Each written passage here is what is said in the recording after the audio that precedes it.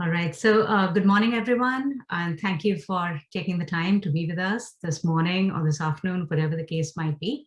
And my name is Mitali, and I'm an urban designer. I work at Opticos Design, and this is based in Berkeley, California, and excited to welcome all of you to this session in discussing homelessness.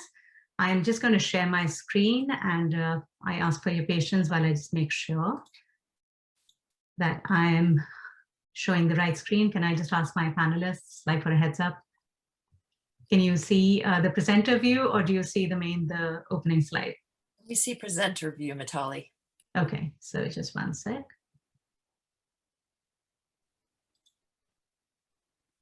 So is that working fine for you now? Perfect. All right, okay. So again, thank you everyone for being here with us. And as we begin this topic, I am not an expert on this topic at all. In fact, very far from the truth. And but I do have some persons on the panel who are experts in their own right and who actually know what they're talking about. So excited to hear from them. So to start us off, we wanted to actually have a little quick poll, like a Zoom poll, just to get a sense of where people's interests lie and what your line of work is. But I'm not totally sure that that is set up yet. So Neville, could you just let me know if we should wait for that or if you should just proceed without it?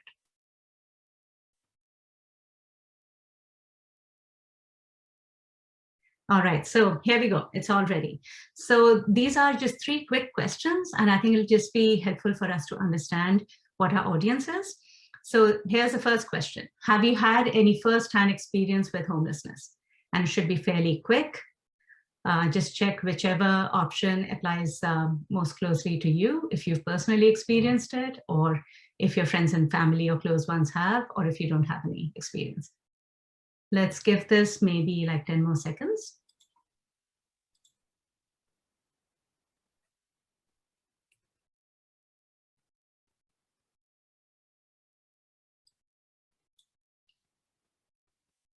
All right, and I think I've just been told that I need to swap my screen view, so apologies. All right, so again, sorry, just checking with everyone. Are we good now? Yeah, okay, thank you, and apologies for that. So I think we can close this panel now, and can we see the results of the Zoom poll, the first question? All right, so that's pretty telling that a lot of us are aware of the problem, but we are not always, we don't have any first-hand experience of it. But I am impressed that there's a significant number, compared to many other settings, of people who have experienced it at closer quarters, and many of the rest of us have. All right, so the next question, if I can have that, please, Neville.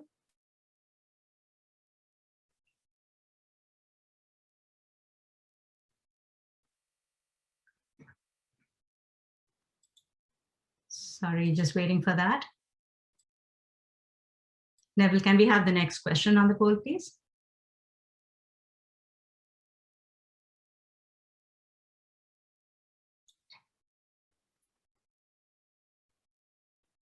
All right, so just one sec. We are having some technical issues at CNU's end, but they're trying to resolve it. Just one sec. Here we go. How would you define your line of work?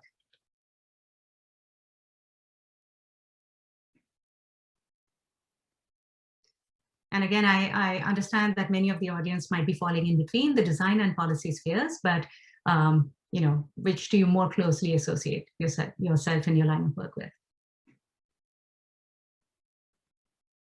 Let's give it 5 more seconds.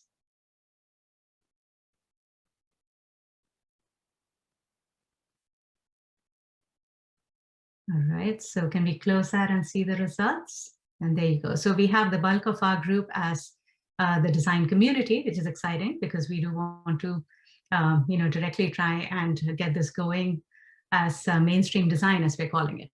So thank you for that. So we can close this, and then we have the last question. Can we have that, please? Yeah.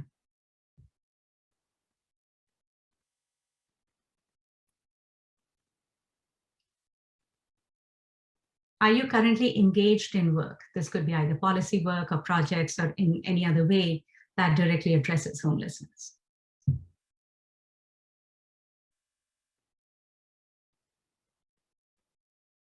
And I think another few seconds. All right, and can we have the results, please? All right, so there's, in other words, there's lots for us to inspire each other to do, and I think we'll all get to learn a lot from this session. So thank you for that. So now moving on to what is homelessness. And actually before that, a couple of just housekeeping items. We are using the word homelessness, and we do accept the fact that houselessness is possibly a more sensitive and a more accurate term to use. We are using homelessness in our presentation, why we are sensitive to this connotation, simply because it's more widely used and it's just in more day-to-day usage. But we do understand that all of us gradually should be potentially moving to use a slightly more sensitive and a more appropriate term to describe what this problem actually is, which is of being unhoused and of not having shelter. Because a home can mean different things to many different people. And I'm just going to give a very brief introduction and then leave us with some questions, which each of our panelists will try and address in their individual presentations. We have 3 panelists, and in between their presentations, we'll have a short break in which you can just ask some clarifying questions to each of them based on what they just presented. And at the end, when we're all done, we just want to open it up to questions and discussion. So this is going to be fairly informal. And as you know, that you can also enter in your questions in the Q&A, and we'll address most of them at the end of the presentations. All right. So now just moving on to the next slide. Sorry, I'm seeming to have some issues with forwarding my screen. Apologies. All right. So what is homelessness? Federal law defines a homeless person as someone who lacks a fixed, regular, and adequate nighttime residence. And this can have many different variations, including being chronically homeless and otherwise. But I think all of us are familiar with what a homeless person typically is facing on a day-to-day basis. And as the figures on the right can help define the problem, it's huge. The magnitude is quite amazing. And if we consider that we're in one of the richest countries on the planet, the very fact that on any given night we have 500,000 people who are unhoused is definitely something to think about.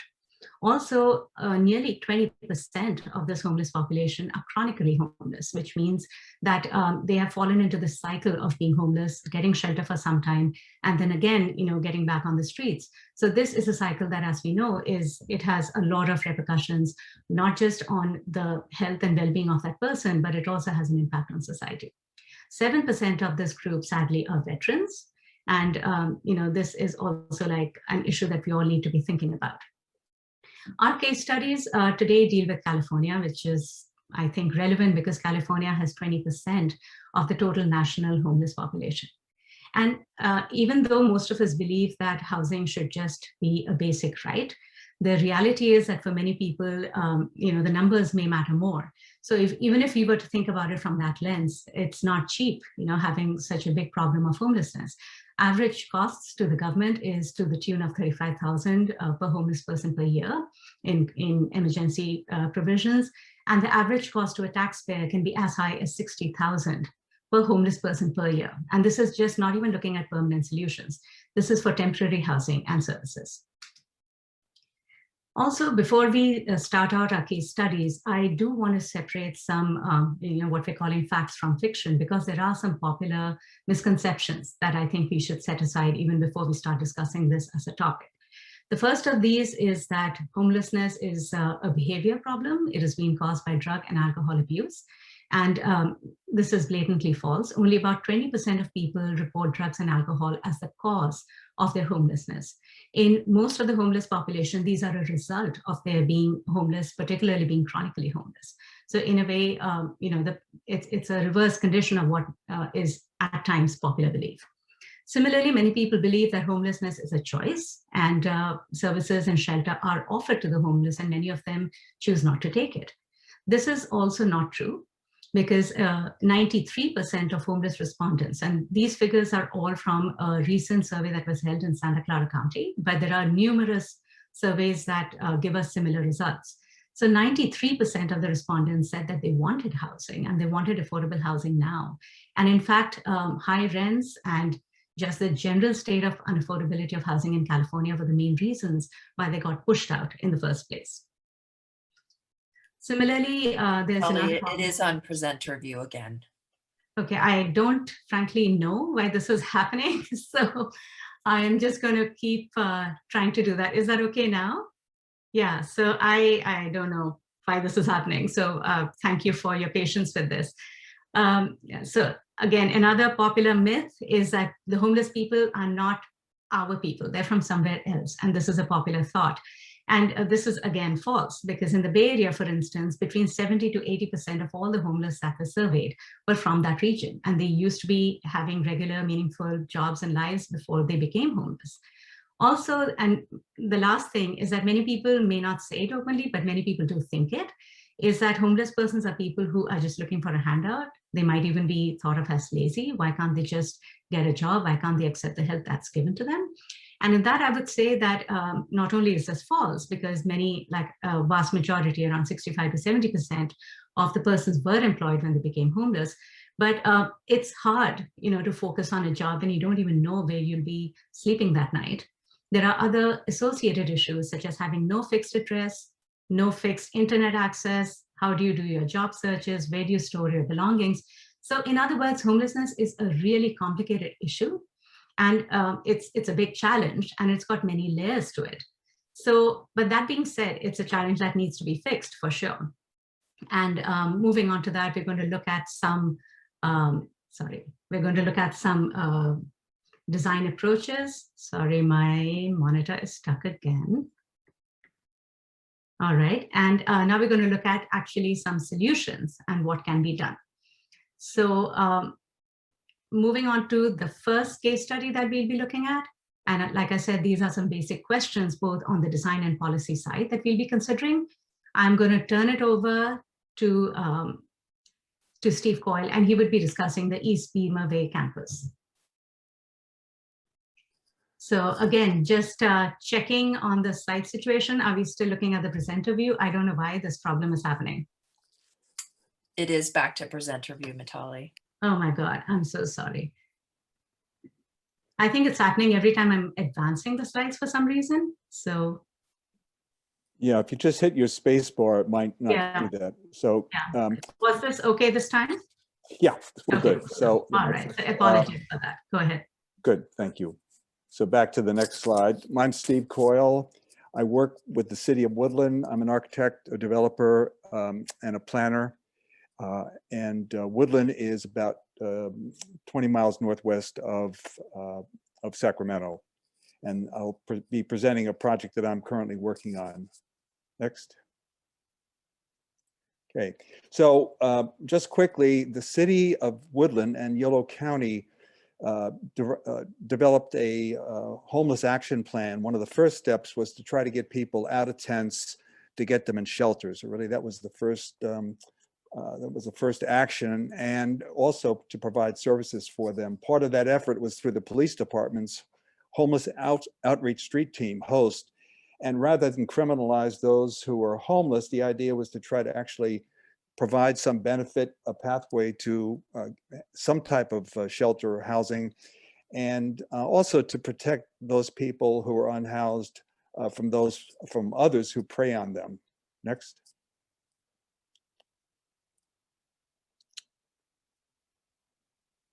So the second part of that action plan was the development of a new shelter, some permanent supportive housing, and a drug and alcohol treatment center. There was a shelter and a treatment center in the downtown, which was causing significant problems with the surrounding homeowners and some of the businesses. For example, in a shelter, if people are not allowed in the shelter during the day, they will migrate wherever they can, in this case, into the nearby parks and in front of businesses, and it creates both an economic and a social problem. And I know there's debate about this, but the situation exists that there needs to be proper supervision of people who either have behavioral issues or just plain need places to go and jobs to have during the day. So East Beamer campus was derived. This is the only site that the city owned that was large enough to do this type of campus on. Unfortunately, it was 2 miles out of town because the site that we had in town would not be politically tenable. The council, both the council members and Yolo County supervisors were supportive, but they also recognized that their voters are in the neighborhoods where this might have flourished downtown was met with great resistance. So this was an old wastewater treatment facility site in a floodplain, but we were able to carve out about 6 to 7 acres in the floodplain, mitigate it, elevate it, and that's where the campus was sited. This is a plan, a plan that I did that shows, first of all, on the left is the shelter, which is now operational. It was occupied at the end of this past year. There is a future addition which will go in, which I'll explain in a minute. The housing, the 61 units of permanent supportive housing are a series of duplexes. They're actually tiny homes coupled together, each under 400 square feet, and there's also some 2 bedrooms. And then Walter's House is the name of the substance abuse treatment center, which will be built next year, and it will go on the north end of the site. This is the current site looking north. You see the shelter. We finished the shelter. The construction was done in 4 months, and we had to wait for PG&E to provide power. But you can see that it's part of this this linear area, which is the shelter, the housing site, and then a flood detention area all around it, with the treatment center at the north end of the site.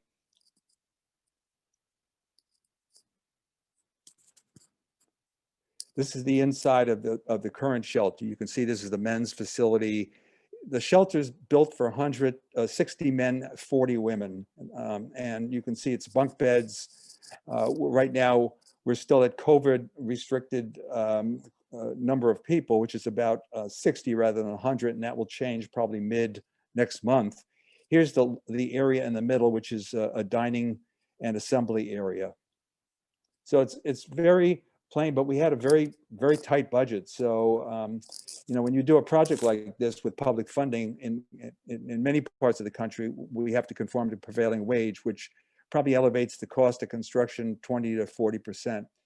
So what we weren't able to afford to build an addition large enough to incorporate a commercial kitchen, bathrooms, and a laundry. So what I did was purchased trailers, a laundry trailer and 2 5-stall bathrooms with ADA, with 1 ADA bathroom in each. And I found a used commercial kitchen. So those were installed in that courtyard configuration that you see to the upper left and below. The next phase, which I've been working on now, and is the housing. The little picture there is actually a DPZ project, and Andreas, in some ways, Andreas Duane was one of the inspirations for using something akin to mobile homes. We wound up using modular homes. The difference in California with a modular home is built to California residential code rather than a mobile home, which is built to a HUD standard. And so it's the modular is better built, it's more efficient, and it's more durable. So we actually went out to bid with 2 mobile home or manufactured home companies and 1 modular company. And the modular company actually was the least expensive, and it's only 2 miles from the site. So when we're ready, when they're ready to deliver, they'll just trailer the units over. And the units, for example, the units will be the 1 bedrooms will be 64 feet long by 12 feet wide, which consist of 2 1-bedroom units. Transportation's an issue because we're 2 miles from the downtown. So we purchased a we purchased a van for the shelter operations, and they will they'll ferry people to the nearby bus stops or to downtown. It's not a permanent solution. Once the housing is built and the treatment center is up and running, we'll need something more robust, like a transit stop. But transit stops are very expensive, $250,000, perhaps more, to institute. So, we need to work around when you do a remote site like this, you need to work carefully on how you transport people to jobs, to their health appointments, and so on.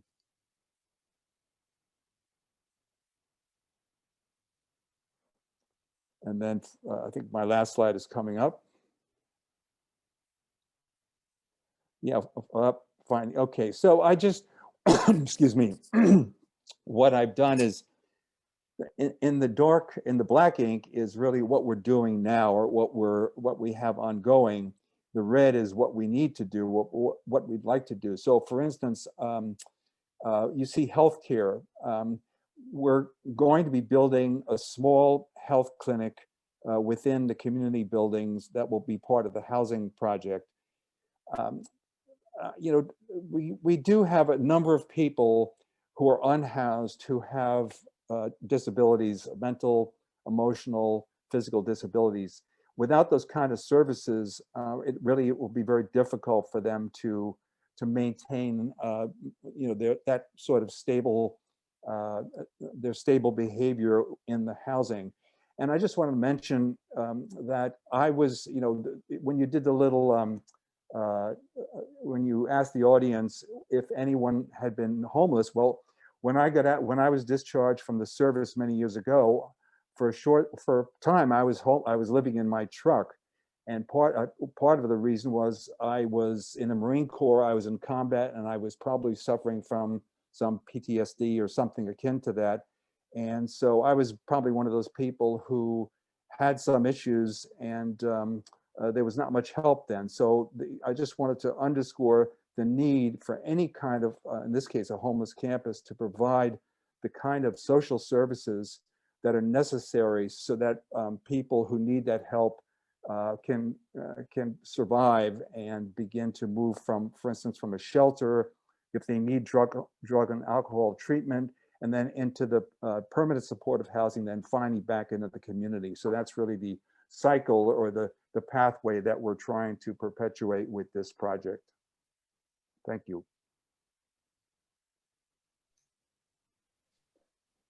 So before we move on to the next case study, I was curious if anyone had questions, or should we wait at the end and discuss everything together? If anyone needs any clarifying questions on what was just presented, please let me know. Or you could type in your questions, I'm guessing, on the Q&A box that's there. So not seeing anything, let's just keep going. So Peter, you're up next. Okay, thank you. Good morning, everyone. Thanks for having me on board. I think it's really, it's fantastic that I'm following Steve, and he really, spelled out some of the nuances of executing these projects, and then to be followed by Julia, it makes me perfectly centered here, because I strongly believe in the idea of collaboration between designers, architects, and urban planners with the policymakers, because one without the other can be a well-intentioned endeavor, but it seems to come up short over and over and over again. Excuse me. So before I start, there's one quote I'd like to share with you. It's from a gentleman named Matthew Kelly. He said, "People are meant to be loved and things are meant to be used." Okay, I'm going to say that one more time. People are meant to be loved and things are meant to be used. And too often, this quote is the reverse of this quote is true. People tend to focus on the material world, and even architects are guilty of this, where we focus on the architecture so often that we forget that at the end of the day, it's about people.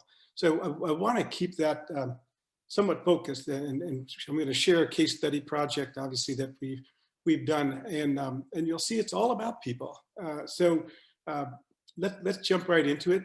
Next slide is we worked on a bridge housing project for the city of Los Angeles at Lafayette Park, and there was a project proposed about 8 months prior to ours, and it was in Koreatown in Los Angeles, and 2,000 people showed up at a rally and protest. 10,000 were against the project, and the project stopped dead in its tracks. So, of course, that's when we got the project, right? It turned it over to us and said, "Okay, you figure it out now." So we could have figured it out, but I don't think we would have had much success unless we were involved with the policymakers, because what was the goal of creating a bridge housing project with 80 beds and service providers and all types of really a housing village that would enable people to get back on their feet was far more than an architectural challenge.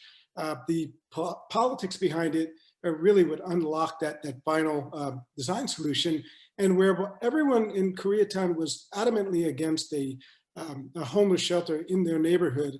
The councilman for that district, Herb Wesson, came up with a brilliant solution, and there was a piece of county land there, a county park, and he said, we would like to use this park for 3 years, and we would have this bridge housing solution here temporarily. It would be here only for 3 years.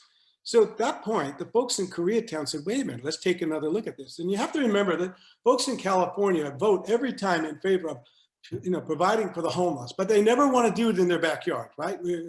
Not just put it somewhere else. But here it was a situation whereby the neighbors and the residents could say, well, if it's really horrible, it will be gone in 3 years. Let's give it a shot.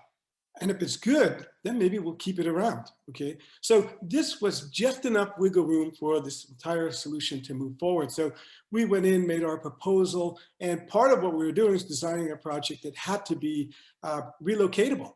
The last thing we want to do is spend $8 to $10 million on a project, and then you have to tear it down in 3 years. So this got us into the world of using upcycled shipping containers as the primary building block for our solution. And this is something that I had a whole bunch of experience in. You want to go to the next slide? and what you're starting to see here now is an arrangement that's much like a dormitory arrangement, where the white roof there is the sleeping units. The orange is an outdoor socializing eating area, almost like a pavilion. The gray rooftops are intake, service provider, offices, things like that. But this is in a prominent location off of Wilshire Boulevard, mid-Wilshire, Wilshire and Hoover.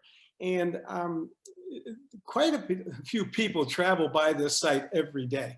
And the idea of creating a minimum security prison, which is the way most of these projects are viewed, was just, we were not going down that path. So it was important for us not only to create a place that would be a springboard for these folks who were homeless and coming into this bridge housing village, not only create a springboard for them to move forward in the future, but also to get the neighboring communities, which was so sensitive to this project, to assimilate there. And it was, well, how do you get a neighborhood to assimilate into a bridge housing project or a homeless shelter? Well, that's where the architects come in. That's the architect, the urban planner's responsibility. And as far as I was concerned, the policymakers and Herb Wesson had done their job like no one else had done it. And I had to applaud that effort. I said, now the creative work has to kick in. So one of the things we try to do in our work, when it is people-centric, is to knock down those barriers. And if you go to the next slide, you'll start to see here, the entire thing is around a courtyard, which is typically a people place. Okay, and these orange pavilion, this is a socializing area. This is where people eat. And around the courtyard, and typically above each door, you're going to find a large panel, all right, about a 10-foot tall panel of a local hero in Los Angeles. And we're going to talk about that in a moment. So as far as the actual housing and how people are living there, you see one of the early floor plans that we had developed, and each one of these is a shipping container. It's actually a hybrid container, created new technology, new everything, but utilizing some of the best attributes of a container. But there's 7 of them in a row here. There's one more that was added to this, and that was what we call the wet box, which has showers and toilets and sinks and all that. So folks have all of these amenities under one roof. If you go to the next slide, you'll see we do this work on ADU projects. We do it on small apartment buildings. Go to the next one. And then even larger apartment buildings. Okay, in the next slide. Yeah, it's 84. That's an 84 unit project on Alvarado Boulevard in Los Angeles. So we are utilizing this technology across the board. And the same technology being used on high-end projects. So it's not as though we are compromising when we're going into a bridge housing project or a homeless shelter. Well, ultimately, the project was under construction, and actually we ran into oil. There used to be oil wells all over this part of Los Angeles, so it stopped our projects for 3 months out of the gate. But we got our foundation poured. Next slide. Once that foundation was poured, our modular offsite prefab container-based project was then shipped in. You can see the crane there. They're lifting and placing all the modules in place. And the minute we brought all that in, next slide, the folks who are homeless found out what was going on, and they decided to take up camp out there to be first in line to have a future home, right? And after the homeless folks, next slide, the graffiti artists decided they would come in as well. So the project itself was subject to so many different influences that were starting and stopping the project. Next slide. But ultimately, we did get back to work. All the modules were delivered. The roof was placed on top. Next slide. And all the way down to the details of basically the signage in the project. But it was finished out. Next slide. And you'll see the courtyard. You'll see the entrance on the right. And then the next slide, maybe one of the most important. Now here you'll start to see just a simple corridor in the housing unit. But on the right, there's a diagram there that talks about who the local heroes were and the images of those local heroes and where they're placed on the site. So go to the next slide. And these people are basically ordinary people who do extraordinary things, but they're not in the newspaper every day. They're not on TV. They're not celebrities. They're not professional athletes. These are people who will sweep the sidewalk on the entire city block. And they don't own a business there. They just do it because it's their neighborhood and they feel it's their obligation to just help out. Okay, now these folks are making a huge difference and a positive impact on people everywhere and across Los Angeles. And when I'm imagining if I'm in that bridge housing shelter there, and I'm looking up at these banners, I'm like, who are these people?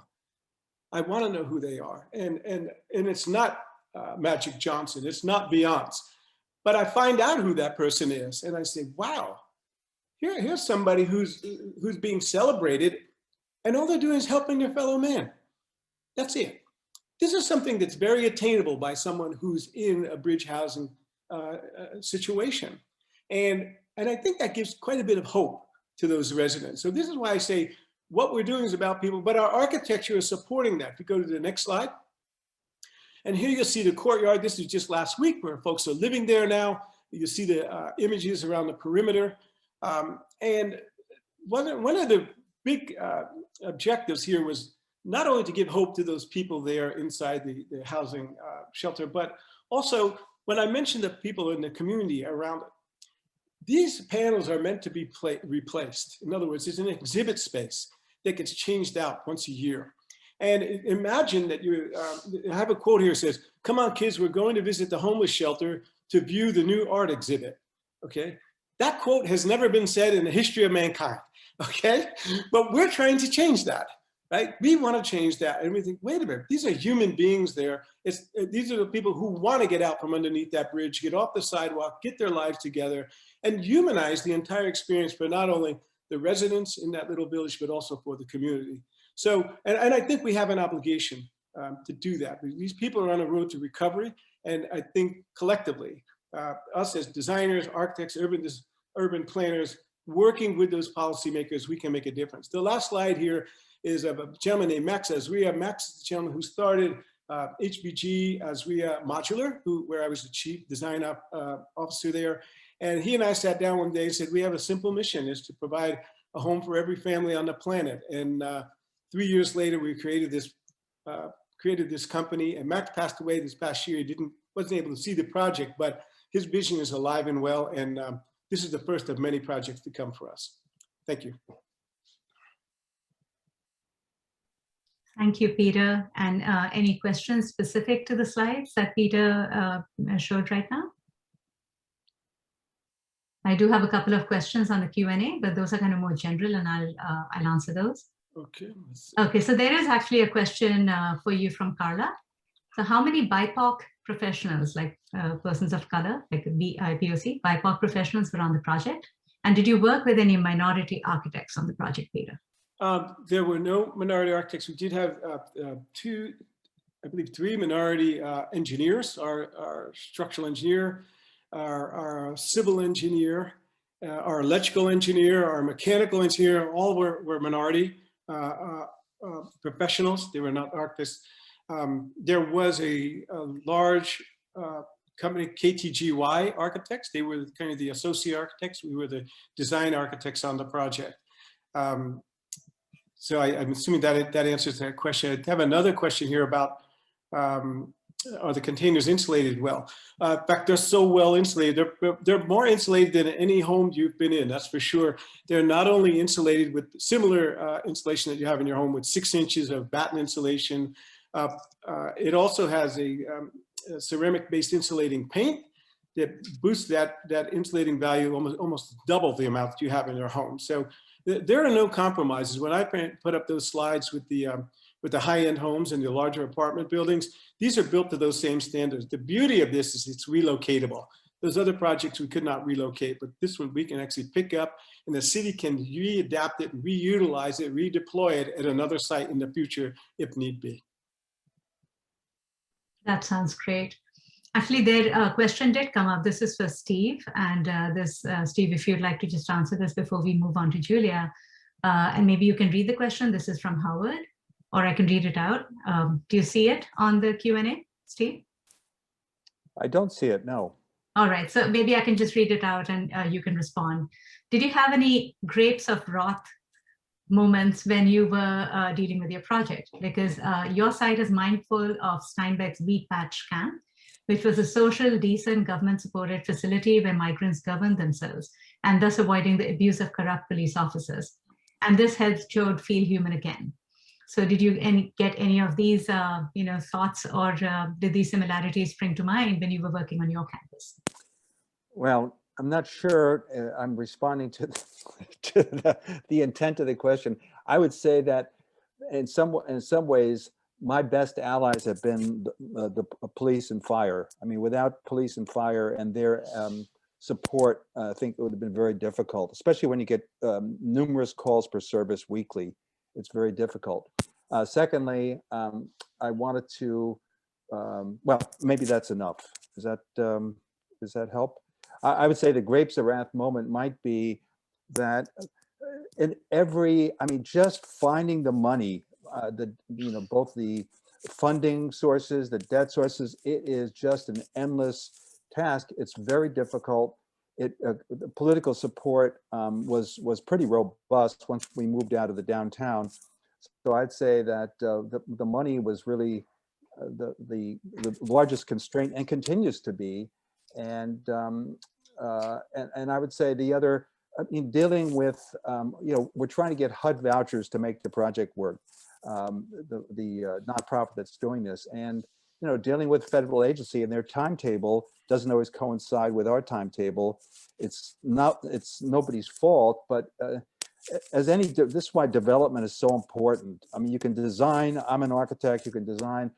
But when you do development, when you're seeing a project through, when you're working on the funding, on the construction contracts, like some CNU members are doing, you really learn where all the opportunities, constraints lie. And to do these kinds of projects for people who are homeless just demands every one of those skill sets. Yeah, and Steve, there's a related question, which is more about, like, there were similar projects to house the unhoused during the Great Depression. And there's a reference to Edgefield, which is outside of Portland. There was one such example. So there were also WPA jobs provided to people. So why aren't we seeing more of these kind of government jobs and housing being provided today? Any insights on that? Or we can also come back to this question just as a bigger topic or discussion point after we're done with that presentation. Because the federal government doesn't do public housing, stop doing public housing. And if that happens, then that's a whole different set of policy decisions. I just wanted to say one thing because I think it's important. After what Peter just showed, we looked at doing the tough sheds and the little sheds and doing different kinds of, the transitional housing. And, you have to, in going from a shelter into a real house with a kitchen and a bathroom and a bedroom, a living area, and a little bit of common space, I think is really essential. Trying to take homeless people, and I know that there's been successful models, but I just wanted to point that out, that, housing people in in something that doesn't meet, basic codes is very difficult. Sometimes it's necessary, but I would just urge people to consider taking that step and going through the difficulties of getting real decent housing for people who need it. Yeah, thank you, Steve. And Peter, there's one last question that maybe you can answer. I Sure. think you answered that live. The chances, I have a funny feeling that the community is going to play a major role in how, whether or not those modules are moved. Right now, there's been no pushback. I have a feeling it's just going to assimilate, and people are going to say, "Oh yeah, that's our local homeless shelter," and isn't it cool? So I have a funny feeling that the city and the county will sit back down, negotiate that. It's likely going to be there for quite some time. All right, that sounds great. So maybe we can now move on to looking at all of this from the policy and operations and services perspective. So I would like Julia, please go ahead. Maybe you can give a quick intro and then your slides, please.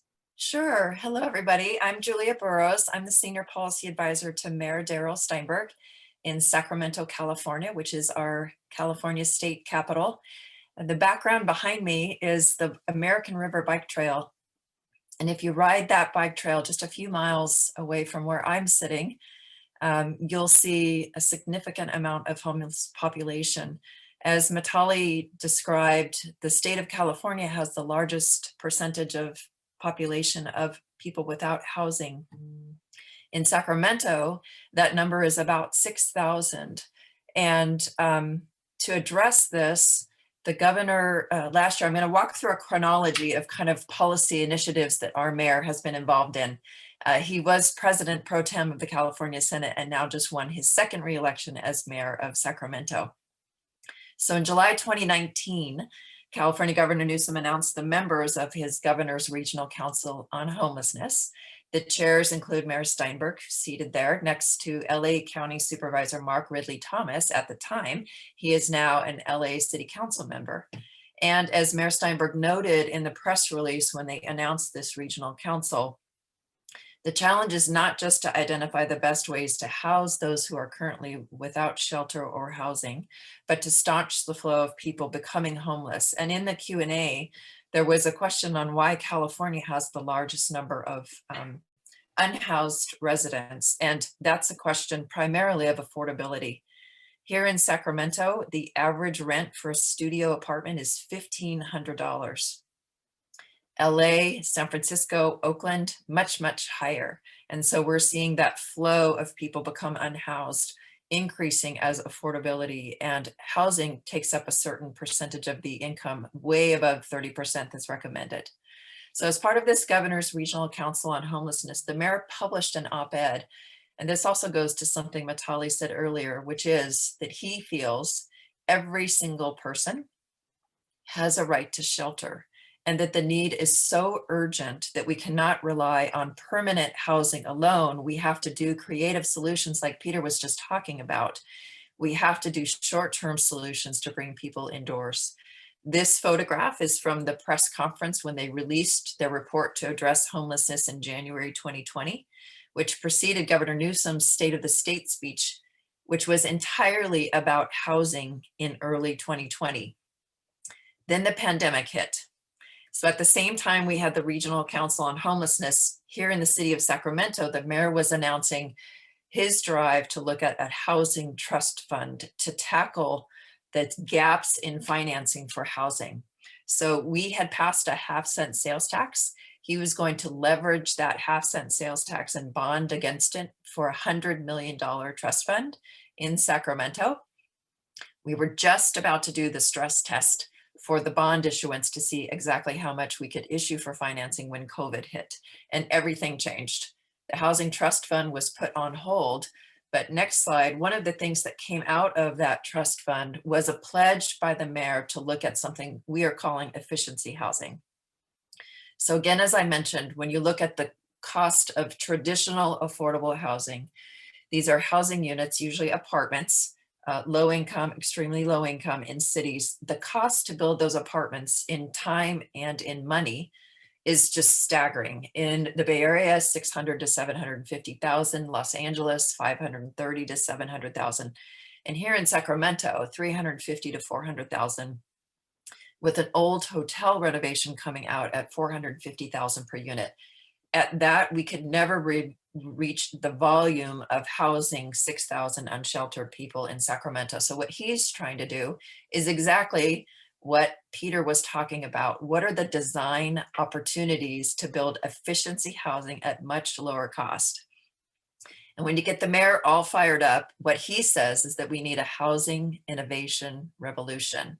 We need great design at low cost in all of these combinations of tiny homes, ADUs, pre-manufactured housing, modular construction housing, 3D housing units, 3D printed, and shared facilities so that we can increase the volume and bring people indoors much, much faster. So how do we address this? We look to all of you. And one of the creative solutions that came out of COVID was Homekey. Here in the state of California, the governor allocated $600 million to actually purchase motels and to renovate those. The reason that that was so important is that we could not house our unsheltered neighbors in congregate shelter because of the threat of the spread of COVID. We had to instead provide non-congregate shelter, which meant individuals and families being housed in individual rooms and bring people indoors. So here in California, it was a great success. The governor started with $600 million. It was a competitive grant process. He actually ended up funding $800 million, which brought 6,200 Californians indoors. And today, back to the last slide, Matali, the governor had actually placed into his May revise a budget for $3.5 billion to continue Project Homekey. So every city and county is revisiting their list of motels that were decimated through the travel impacts. Some of the vacancy rates at hotels in Sacramento were 5%, 10%. And so we're going to need architects and designers to help across the state convert these properties to permanent housing. And this is the one in South Sacramento called the La Mancha Project, which was acquired by the city and will be converted. So the next slide, I want to also talk about short-term solutions. In January, specifically January 26, 2021, the city had a major storm. It came through Northern California with wind gusts up to 60 miles per hour. And if you can imagine being in a tent along the Sacramento or American River, it just caused devastation with folks' health and with their property. At that time, Sacramento County had a provision where we would only open warming shelters if it reached freezing 3 days in a row. And it does, at night get cold in the winter here. The mayor had a viral moment on Twitter. If you look at the Sacramento Bee's Twitter page, the moment at a city council meeting when he said, enough, we are not going to follow temperature standards. We are going to open triage centers to bring families in for services where they can safely park a car, park an RV, camp in a tent, and we're going to provide services, what Steve was talking about, that entry level. We have a trailer with a case manager. We bring the families and residents in. They're entered into the data collection system and matched with a case manager.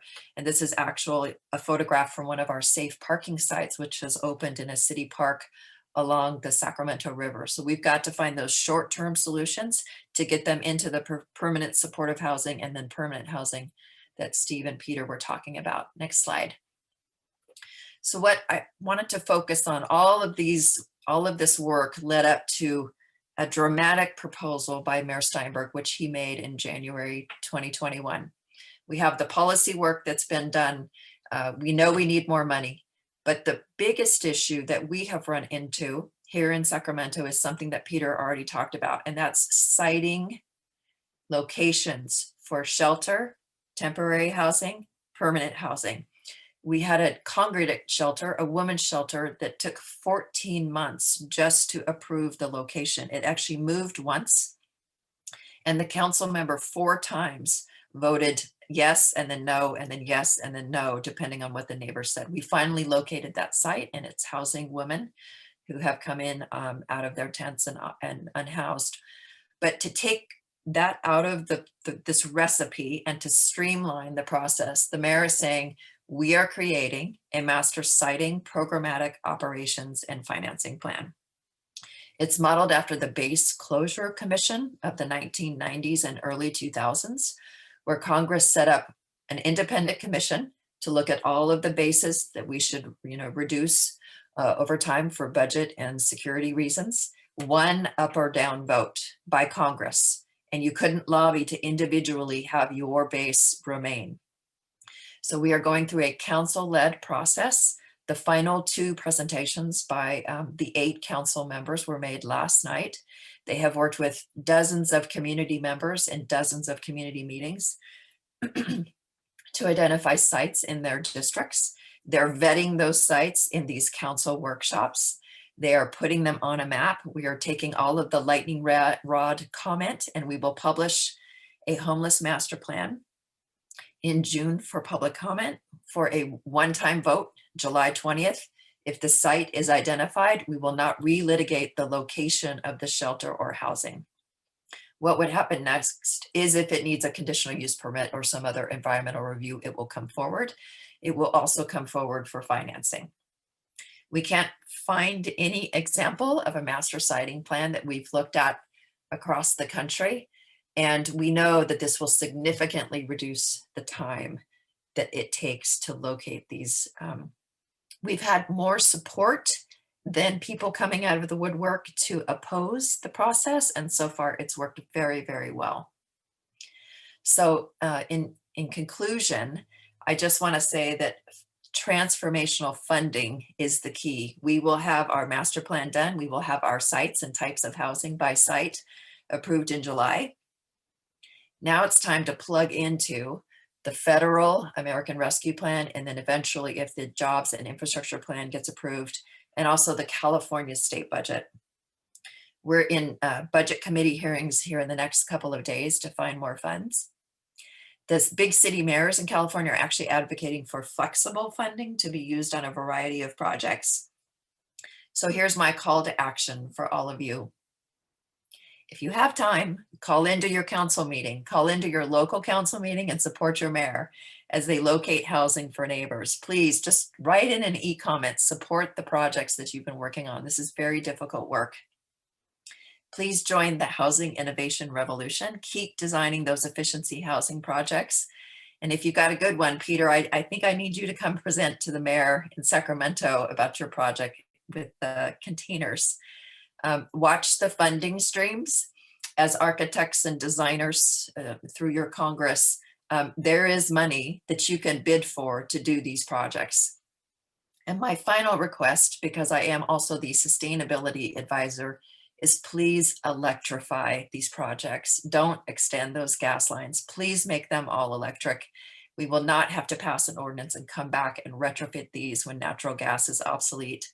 They're safer, they're less expensive. Peter, some of the projects he was showing, Alvarado, had solar on the roof. These can be zero emission. Please, please, please be mindful of our sustainability and our planet in the future. And with that, I'd be happy to join my panelists and answer any questions. Thank you so much, Julia. And I don't have any questions in the Q&A, but more than happy to either go back and share some slides if anyone wants, or just to we can all just discuss and have some bigger picture questions and sharing of experiences happening. So just opening it up to the audience. I actually have a question for Julia. Are we allowed to do that? I think so. So Julia, when you mentioned there's 6,000 homeless people in Sacramento, that's a significant number of people. In Los Angeles, we're at least 10 times that. Yes. Right? And I see what you're doing, and everything you're talking about works at that scale. Can it work at the scale of Los Angeles? And if so, what has to take place? Is it simply following the same process, same procedures, really following your guidelines there? Or is there some other way? Because I have some other ideas on this, but I would love to hear how this works at a larger scale in a more urban setting. And then there are even smaller towns that are much more rural who have challenges as well. How do we shift gears? How do folks in those arenas shift gears? So I think the siting process can absolutely work, whether you're a small community or a larger community. And the best part about it is that the council members went out to their districts, and not only did they propose sites, but the community proposed sites. So for example, in the first meeting of our South Sacramento group, an insurance agent who didn't even live in the district dialed in, and he said, you know what, I drive through your district every single day. Here's 3 sites that I see when I drive by that you should consider. And they added them to the list. So it's partly community engagement, community involvement. In an urban setting, the more difficult part is not only that you need the vertical buildings, which cost more. I think it's also that the chronically homeless need facilities that take extra care and time. And if I had had more than 8 or 10 minutes, I would have talked about, the mayor as the author of the Mental Health Services Act, which is a tax on millionaires, funds $2.4 billion in mental health services across the state of California. We need more of that funding to go into housing for the chronically homeless who do need case management, wraparound services, and whether that's mental health counseling or substance abuse treatment. And that's really the main thing in the urban areas that I think we need to tackle. You can scale the master siting plan, especially with the funding that's coming now. It's a community and council, elected official led effort. And I think you really need to be creative and involve not just the planners, but those that might have ideas on how to do this. Los Angeles is a whole different, I didn't even talk about the judicial side either, which is a whole nother speech to talk about Judge Carter and his mandate to bring people indoors. We've got to build more efficiency housing. We've got to do more of what you're doing, Peter, on 10 stories, 15 stories to get people inside. Got it. Thank you for your answer, because 2 questions actually came up on the board while you were answering that. And their answers to those questions are really in the response I was going to give to you.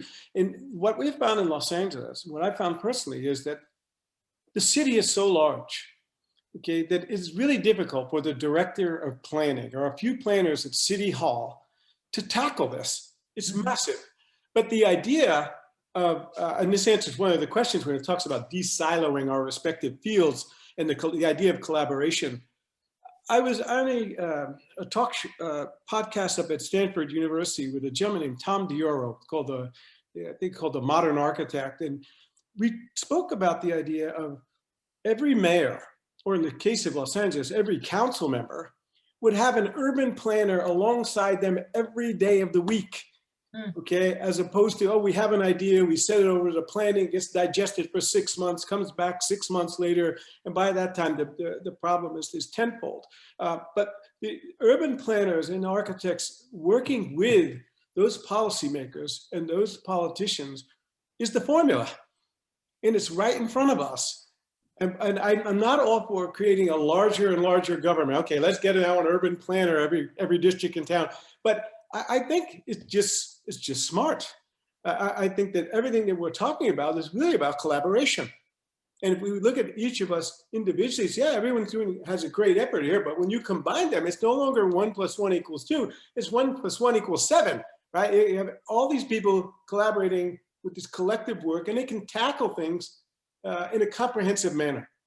And I think that we have to move in that direction. To answer the question about the de-siloing, I don't know how else we're going to do it. If we continue on the path that we've had in the past, it will just be something that drags out forever and ever and ever. And that's unfortunate because people are sleeping on the street every night. I agree with you. And 2 points to that. One, to go back to what Steve was talking about. The number one thing that we're finding is most successful to building trust between our unsheltered neighbors and the city is outreach teams. And right now, as part of our kind of reform movement post George Floyd in the city of Sacramento, is that we have stood up a Department of Community Response under the mayor's leadership. Eventually, that department will respond to mental health, youth crisis, and homeless calls with a non-armed police officer. Instead will be a social worker team deployed by the Department of Community Response, and they will get to know the people that we're taking care of, the people we're responding to. And that partnership has resulted in the 50 women who have come into Meadowview who have finally trusted enough to come indoors. So the partnership, the relationship between the mayor, those outreach teams, and the director of community response, he talks to her, or texts her every single day to be coordinated.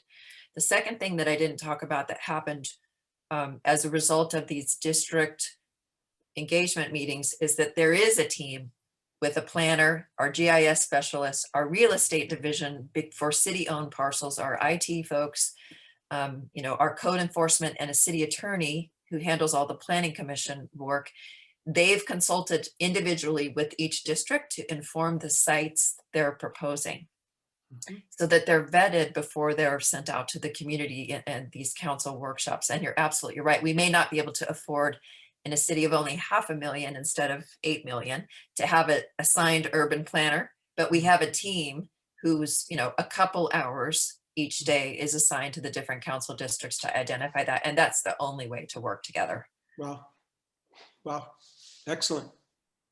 Yeah, also to, just chiming in on the question, which was from Rick Cole, and thank you for being here, is I'm just going to read out the question because I think only the panelists can see the question.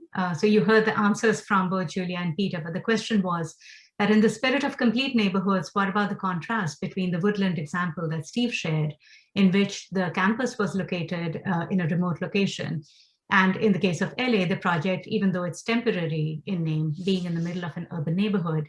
So I almost think that this is an issue that needs to be resolved simply because it's very complicated. And for the reasons that Julia and Peter highlighted, ranging from just the sheer availability of sites, the availability of infrastructure, of just getting sites large enough to provide that campus environment in all these locations is not going to be possible. But if we have, say, something which is structured, similar to the Sacramento, the homelessness master plan that Julia talked about, at least there is a kit of parts. You know what are the critical components that need to be considered to be able to provide that mix of housing and services and other supporting, amenities that is needed to truly solve the problem and not create like a short-term fix. So I'll say something, Vitali, then about that. Yeah, So first of all, you represent Opticos. Karen and Dan Perolik coined the term missing middle. To a certain extent, I think, we have money now, as Julia pointed out. I don't think we're going to have that kind of money going forward in the next few years. I mean, maybe we will, but I wouldn't count on it. And so I think, what can we, if we're going to house people, whether that are unhoused now or unhoused in the future, doing 5 and 10 story, doing buildings that are, $300-400 a square foot is not, I think it's just going to be economically untenable, and housing costs are going up. I don't see the cost of materials going down any substantially, maybe next year a little bit. So I think the idea of the missing middle, doing essentially, if you have a walk up, you don't need an elevator. Your ground floor units can be accessible. You can have 3-story walk ups that you can probably build for $250 a square foot. I realize it depends on where you're building. You can also do modular. Julia, by the way, if you do modular, you can stack modulars. It's been done on Shattuck Avenue in Berkeley. If you build to the California residential code, you have to have solar. So for instance, our campus will have PVs on most. Actually, it's more economical to put them on half the units rather than scatter them around in terms of infrastructure. So I think that's an important concept, is if we're serious about housing, and our solution is doing high rise in the big urban areas, fine. But I think for most cities and most places, the idea of doing missing middle housing, particularly walk-ups, if you're trying to do affordable, when I say affordable, I mean affordable by design and by construction, you need to have walk-ups. And I think that's probably, at least for me, that's where I'd want to put my effort into doing something that perhaps has long-term affordability. Yeah, thank you, Steve. And I also want to point out that there was a comment in the chat, like not the Q&A, but in the chat session, about how maybe it's time to kind of rethink the way zoning has often been a barrier to just the production of housing. and to kind of just rethink certain existing regulatory obstructions almost to just a speedy and streamlined production of housing. And since you brought up missing middle, Steve, yes, we face that often in our work, that there are many places where everyone wants it, but the existing zoning does not allow it. And there are a whole lot of things that can be streamlined and improved just to be able to get the housing built that the community wants to see getting built. And in this regard, I almost think that the CNU it can be an excellent resource, not just for designers and planners and policy experts, to just have a collection of resources and just guidance on how these things have been done, even case studies where all these issues have been tackled, and you can learn from those solutions. So it can be like a stopping point just to kind of self-educate and start thinking about how to basically change the status quo to be able to get some of this housing produced sooner rather than later. I absolutely agree with Bud's comments on the zoning ordinance changes. One of the first things that we were discussing in the master plan is that we need some immediate zoning code changes to allow more flexibility, and we will process some of those amendments in the near term. The second is the city of Sacramento is following the lead of Minneapolis, and we are looking at fourplex by right, no more single family zoning, because we do need to densify the downtown core, not contribute to urban sprawl. We have to meet some of our climate targets through SB 375, another bill the mayor authored. And as soon as we announced that the general plan update would have fourplex by right, comments started coming from the neighbors, where those people can play in my park, but those people can't afford to live in my neighborhood. Those people are our neighbors. They need to live in our neighborhood. They teach our kids. They work at our stores. We've got to have zoning changes. Interesting. Well, in terms of, I like the idea. And maybe Julie, you can speak to this more so, but every time I've been involved with any type of zoning change, it's never swift, you know, and I imagine we have to leave that expertise to y'all, because the nuances of that are it's just such a big element to wrestle. The movement when you mentioned the single family zone, I didn't believe there is a single family zone left in the state of California. The introduction of ADUs, accessory dwelling units, has basically said you can have 2 families on every lot. And I think that's a step in the right direction, because that policy, even though it's been around for, I think about 4 or 5 years, and many of the cities were kind of finding loopholes and how not to implement it. Seems like now that all those loopholes have been closed, and now it has to happen. And there's been this major demand now for ADUs. It is increasing the density. It's doing all those things. It's not asking for more parking. So in some ways, it's a great short-term solution, but those longer-term solutions that require the zoning changes, that's where I think someone like myself who's in the trenches coming up with design solutions, we see those as purely policy. And this is why I say we can't do it alone. Those policymakers and the urban planners have to take care of the short-term and the long-term outlook. So the ADUs, I think, are great. We're going to take notes from you on how to change those policies in the not so distant future, we hope. Yeah, and I do want to point out a very important point that Julia made at the end of her presentation, that it seems like we're heading into a period of time where, first of all, the problem is immense and it cannot be ignored anywhere in the country, of houselessness, of just seeing unsheltered people everywhere. Mm-hmm. Coupled with that is a genuine desire to change policy, it seems, wherever it's coming from, whether at the top or just from citizen voices. But we are seeming to be more acceptable of this approach. And at the same time, and maybe most critically, we're also seeing the funding come in.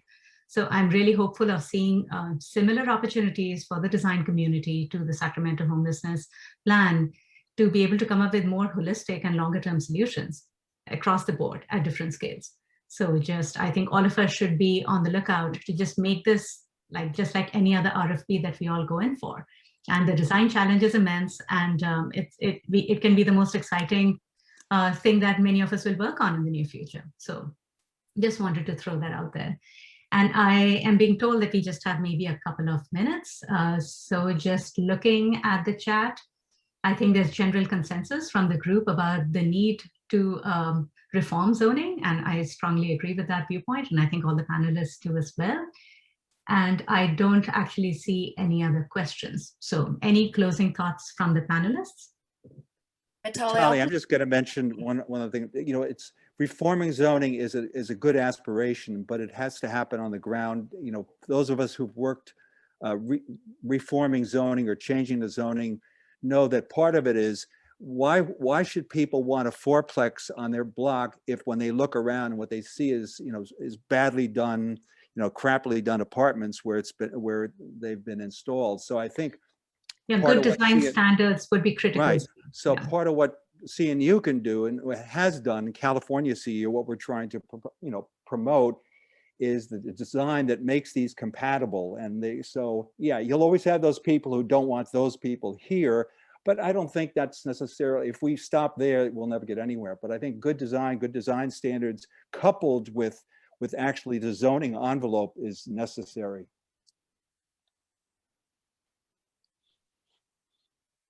And Mitali, one more comment on the diversity question that just came in from Carla. As part of the community meetings, the #1 issue was equity and fair distribution. And then it was equity because we do have a disproportionate number of people of color who are homeless in Sacramento. So we're working with our Continuum of Care Racial Equity Committee to make sure that they're informing all of the recommendations that come forward with council. And most continuums of cares across at least the state of California have that equity lens. So we'll be working closely with them. Thank you, Julia. But Tali, I don't know if you saw, Howard Blackson just texted that people perceive design as being too expensive. John Anderson does some very nice, simple buildings that are also very affordable. So the thing the CNU should be focusing on is how to do good buildings, you know, good background buildings that are, you know, that are affordable by design and by construction. And if we keep, you know, we can't be afraid to try it out. And that's what many of us are trying to do. Yeah, and in fact, it's almost like on us, right? That if a well-designed building is considered to be too expensive or unattainable, then in a way it's a problem that we as a design community need to address. Right. You know, how can you deliver good design on a shoestring budget without creating additional loopholes for developers? Right. And you know what? Rick Cole as a new director gets this totally. So he'll be, you know, he's good to lead the charge in that direction. Yeah, we're looking for some interesting things to come out of the CNU. And I'm hopeful that it'll have a direct impact on how we look at homelessness. So. Okay. All right, so I don't know, we might just get shut off at any minute. So just before that, I wanted to thank our panelists for their time, for their effort, and obviously for their work, you know, which is a backdrop to everything that we've talked about. And genuine and sincere thanks to our audience for just sparing the time and for being here and sharing your viewpoints and being part of the discussion. So thank you very much.